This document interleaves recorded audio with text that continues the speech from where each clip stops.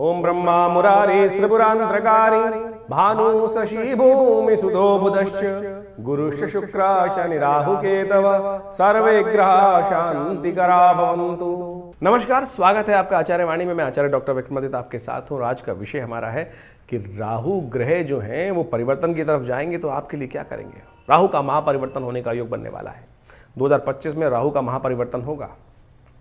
महापरिवर्तन इसलिए बोल रहे हैं क्योंकि चंद्रमा जगह होते हैं हर 2.5 दिन बाद बदल जाते हैं। सूर्य 1 महीने बदलते हैं। बुध जो है वो 20 से 25 दिन में बदल जाते हैं। शुक्र जो है वो भी इतने 20 से 25 दिन में परिवर्तन का योग बना लेते हैं। मंगल 3-4-1.5 महीने में बदल जाते हैं या 2 महीने बदल जाते हैं। लेकिन जो राहु हैं वो 1.5 साल में परिवर्तन का योग बनाते हैं और वो परिवर्तन बड़ा विशेष तौर पे होता है। जो आपकी राशि के दृष्टिकोण से देखें तो बाकी सब ग्रह सीधी चाल चलते हैं, सीधी चाल समझ में आती है। लेकिन कोई चाल अगर टेढ़ी चल रहा है, उल्टी चल रहा है तो क्या होगा, उसकी चाल तो उल्टी रहेगी। तो राहु एक बड़े विचित्र तौर के ग्रह माने जाते हैं। भ्रमात्मक ग्रह, दुस्साहस कराने वाले ग्रह। साहसी बहुत है लेकिन दुस्साहस करने के लिए भी अद्भुत है। उसके लिए आपको समझना चाहिए। हम आज बड़े वृहद रूप से, बड़े रूप से आपको राहु का संपूर्ण प्रभाव बताने वाले, समझाने वाले हैं और आपकी राशि के दृष्टिकोण से क्या कुछ प्रभाव होने वाला है अभी और जब परिवर्तन करने के बाद क्या प्रभाव होगा वो भी समझाने वाले हैं। उसको सही से समझ लीजिए। राहु जो है इस वक्त आपकी राशि के दृष्टिकोण से 5वें भाव में चल रहे हैं और 5वें भाव में जो राशि पड़ी है वो है विशेष तौर पर बृहस्पति की राशि। और बृहस्पति और राहु की युति कभी ठीक नहीं होती। वो हमेशा अनकन्वीनियंट ही है। वो योग ऐसा देता है कभी ठीक नहीं माना जाता। आमतौर पे ग्रह दोष के अनुसार से गुरु चांडाल योग का दोष बन जाता है। और यानी उस घर में कारण क्या है, बृहस्पति सात्विक बुद्धि के आदमी है, सात्विक ग्रह के स्वामी है, सात्विकता रखते हैं मनोमस्तिष्क में। और राहु जो है वो दैत्य प्रवृत्ति के हैं। अब दैत्य प्रवृत्ति की क्या होती है, दैत्य प्रवृत्ति को हर चीज नेगेटिव समझ में आती है, तामसिकता समझ में आती है, कुचाले समझ में आती हैं। और देवता को क्या होती है, सीधी सीधी काम पसंद आते हैं।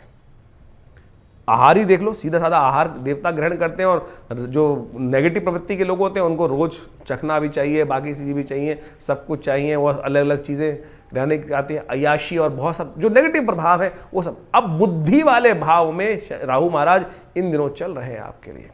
भ्रम की स्थिति उत्पन्न करते दिखाई दे रहे, क्योंकि राहु स्वयं भ्रम है। बुद्धि में भ्रम उत्पन्न कर सकते हो। आपने देखा होगा पिछले 18 महीनों में जो स्थिति हुई, अक्टूबर करीब 2023 में यहां पर आए और तब से लेकर यहां चल रहे हैं। और अब स्थिति क्या है, उसके बाद भ्रमात्मक स्थिति उत्पन्न करते दिखाई दे रहे हैं। बुद्धि में भ्रम, नेगेटिव प्रभाव उत्पन्न करते दिखाई दे रहे हैं। विद्या के क्षेत्र में आपको सही चीजों की जगह जाए कुछ गलत चीजें भी साथ में। देखिए, अब कुमति सुमति सबके उड़ रही आपके मन में। अब व्यक्ति पे डिपेंड करता है कि उसका समय कैसे चल रहा है, वो कुमति का रास्ता पकड़ता है या सुमति का मार्ग पकड़ता है।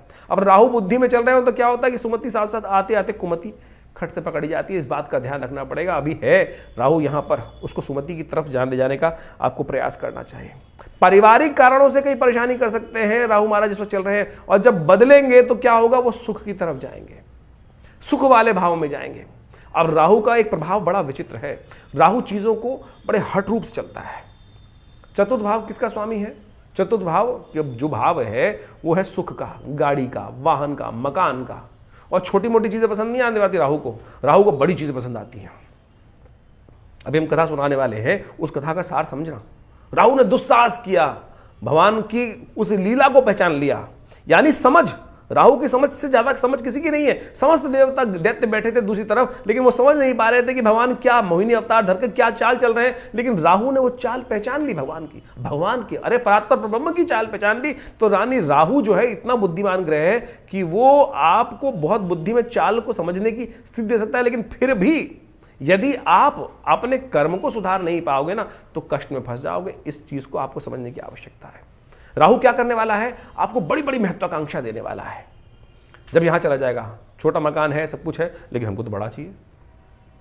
छोटी गाड़ी है वो पसंद नहीं है, बड़ी बड़ी गाड़ी चाहिए, बड़ा सुख चाहिए। और उस सुख की आकांक्षा में क्या कर सकता है, राहु परेशानी में डाल सकता है आपको। लेकिन राहु की दृष्टि भी जो है ना वो आपको मिस्मरिज्म की तरफ ले जाती दिखाई दी, अध्यात्म की तरफ बड़ा दिखाई दे रही। यानी रहस्य को जानने की प्रवृत्ति आपके मनोमस्तिष्क में इन 18 महीनों में राहु उत्पन्न करता दिखाई देगा। मृत्यु सबसे बड़ा रहस्य माना जाता है। बंधन वाली रहस्य जो है उनको समझाने की तरफ ले जा सकता है। नुकसान जरूर कम कराएगा ऐसा दिखाई दे रहा है, लेकिन कहीं ना कहीं सम्मान पर दाग लगाने के योग भी राहु पहुंचा सकता है आपको। लेकिन राहु के नेगेटिव प्रभाव में जब फंस गया, दुस्साहस जरूर, ये साहस को बड़ा अद्भुत कर सकता है, करने वाले का योग बना रहा है राहु। क्योंकि राहु चतुर्थ भाव में जब जाएगा तो खास तौर पे अपने सुख को प्रपादित करने के लिए आप बहुत जी तोड़ मेहनत की तरफ प्राप्त करें। इससे पहले समझें कि राहु का प्रभाव है क्यों ऐसा, वो पुरानी समझा सकते हैं आपको, लोग समझते नहीं है कथाओं को। यदि समझे, में हम आपको एक कथा समझाते हैं, वो कथा क्या है, राहु की उत्पत्ति, उस कथा की प्रवृत्ति को समझकर आपको समझ में आएगा कि राहु का कैरेक्टर क्या है, क्योंकि तभी आप उसके निदान की तरफ जाएंगे। कालगणना के अनुसार से हमारे पुराणों इत्यादियों में बहुत सारी कथाएं इंगित की गई हैं। राहु, जैसा हमने आपको बताया, एक बड़ा हठी ग्रह है। आपको इसकी पुरानी कथा तो समझ में आती होगी, बहुत सारे लोगों को शायद ज्ञान नहीं है, उसके संबंध में समझ लीजिए कि राहु का प्रभाव हठी क्यों है। कहा जाता है संसार के अंदर विशेष तौर पर समय समय पर विभिन्न घटनाएं घटी। एक बार संसार में समस्त, कहा जाता है कि देवताओं और दैत्यों ने मिलकर सोचा कि अब संसार में बहुत सारी निधि की समाप्ति हो गई है, बहुत सारे चीज़ें कम हो गई हैं, निधि समाप्त हो गई थी संसार से। महालक्ष्मी जो है वो सागर में विराजमान हो गई थी और पूरे संसार से ऐश्वर्य, समृद्धि इत्यादि धीरे धीरे क्षय हो गई थी। तो कहा जाता है कि आवश्यकता आविष्कार की जननी है। जिस प्रकार से तो देवताओं ने और दैत्यों ने मिलकर कुछ विचार किया, क्यों ना शोध किया जाए, मंथन किया जाए। तो उन्होंने सागर मंथन करने के लिए सुंदर व्यवस्था बनाई। जब सागर मंथन किया, उसमें से विभिन्न विभिन्न रत्न, 14 रत्न जिनके बारे में कहा जाता है, वो उपस्थित हुए।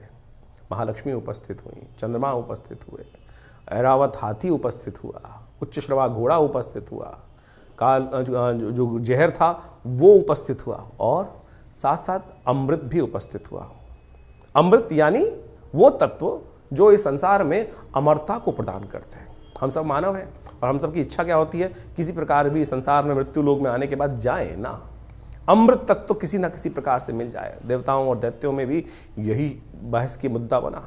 अमृत तत्व निकला जब मंथन से, रिसर्च करोगे तो कुछ ना कुछ, जब मंथन करोगे तो कुछ ना कुछ अमृत निकल के ही आएगा, कुछ ना कुछ लाभ प्राप्त तो होगा ही होगा। जैसे दूध को मथा जाए तो उसमें से मक्खन निकलेगा ही। हर एक की इच्छा होती है मक्खन को किसी प्रकार से उपयोग किया जाए, लेकिन जो ग्वाला होता है उसको निकाल कर बेच देता है, पैसा कमा लेता है उससे।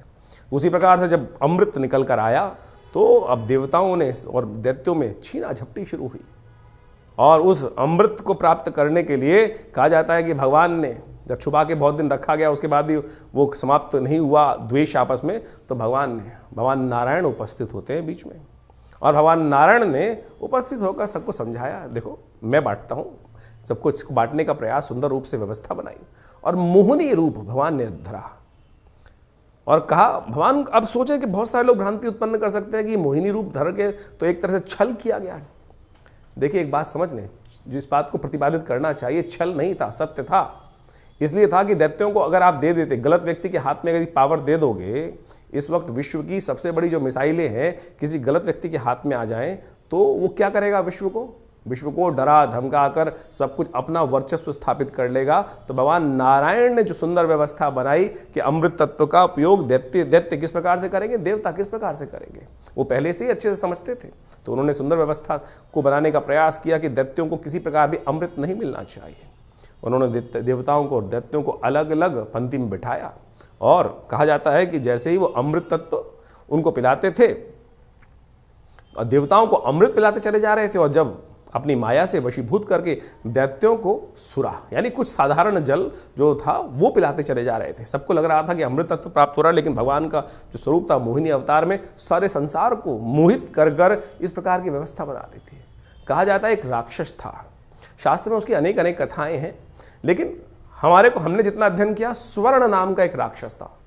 स्वर्ण नाम का एक राक्षस था, उसने इस छल को देख लिया, पहचान गया भगवान को कि भगवान क्या कर रहे हैं कि देवताओं को अमृत पिला रहे हैं, और जो दानव हैं, दैत्य हैं, उनको अमृत की जगह कुछ और पिलाया जा रहा है, और समझ में किसी को आ नहीं रहा है। तो वो चुपचाप उस पंक्ति से, दैत्यों वाली पंक्ति से निकल कर, कहा जाता है कि देवताओं की पंक्ति में स्वर्ण नाम का राक्षस जो था, दैत्य था, और कहा जाता है वो उत्पन्न ऋषि कश्यप से हुआ था, और सिंहिका नाम की उसकी माता थी, और वो वहाँ कश्यप गोत्र है उसका, जो राहु है उसका कश्यप गोत्र माना जाता है। कहा जाता है कि वो वहाँ जाके देवताओं की पंक्ति में बैठ गया, और जैसे ही वो बैठा जाकर और भगवान पिलाते पिलाते उसकी बारी आ रही थी। ये छल जो था, ये सांप जो किया इसने, जो स्वर्ण नाम के राक्षस ने देवताओं की पंक्ति में आके बैठने का, ये पहचान लिया किसने? सूर्य ने और चंद्रमा ने। सूर्य और चंद्रमा ने ये सूचना देवराज इंद्र को दी, और देवराज इंद्र ने ये सूचना जैसे ही भगवान को दी कि भगवान आप जिसको अमृत पिलाने जा रहे हैं वो देवता नहीं, राक्षस है, दानव है, स्वर्ण नाम का राक्षस है।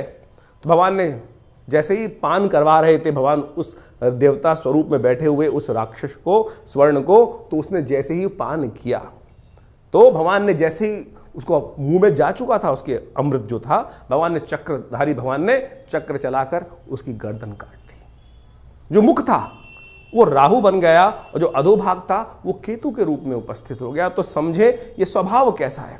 अब यहां राहु की उत्पत्ति हो जाती। ये है राहु।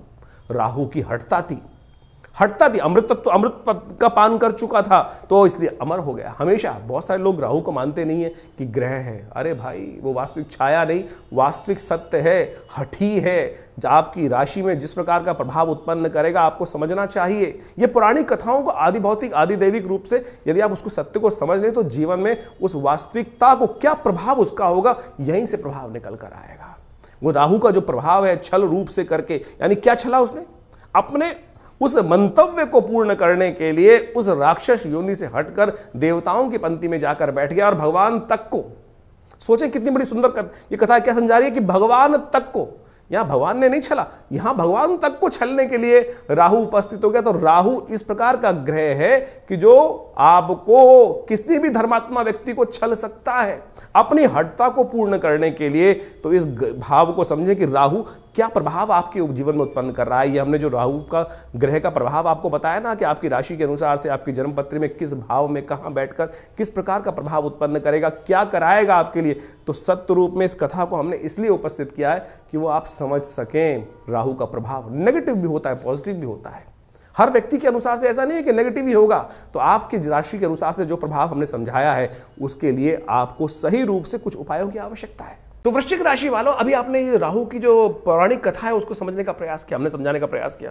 और राहु महाराज का जो महापरिवर्तन है आपकी राशि के दृष्टिकोण से 1.5 साल के लिए जो परिवर्तन, 18 महीने के लिए जो परिवर्तन है वो आपके चतुर्थ भाव में जो होगा किस प्रकार का सुख देगा। सुख की आकांक्षा प्राप्त करने के लिए, बड़ी चीजों को प्राप्त करने के लिए बहुत बड़ी महत्वाकांक्षा, साहस, अद्भुत उद्वेग करने का रास्ता आपके लिए बनाता दिखाई देगा राहु का महाराज का प्रभाव यदि समझें।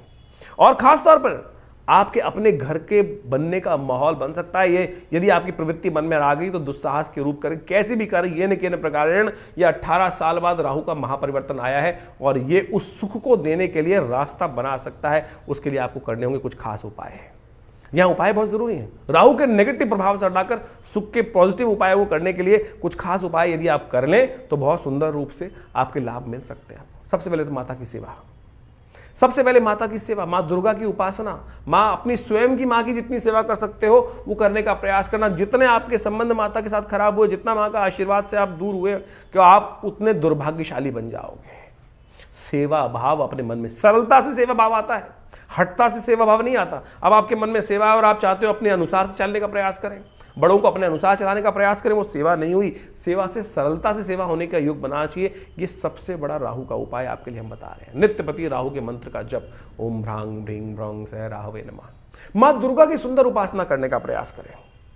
साल में 2 नवरात्रि मुख्य नवरात्रे आते हैं, चैत्र शारदीय, उसके बाद 2 गुप्त नवरात्रे आते हैं। दुर्गा सप्तशती का पाठ नित्यपति अपने द्वारा भी करें, हो सके तो दुर्गा सप्तश्लोकी का पाठ करने का प्रयास कर लो और पूरी दुर्गा सप्तशती का यज्ञ अवश्य करने का प्रयास करें। ये हमारा अनुभव है, हमने देखा है। यदि आप ये उपाय करोगे ना तो राहु के नेगेटिव प्रभाव को ठीक करने के लिए बहुत सुंदर तरीके से आपके लिए रास्ता बनती दिखाई देगी।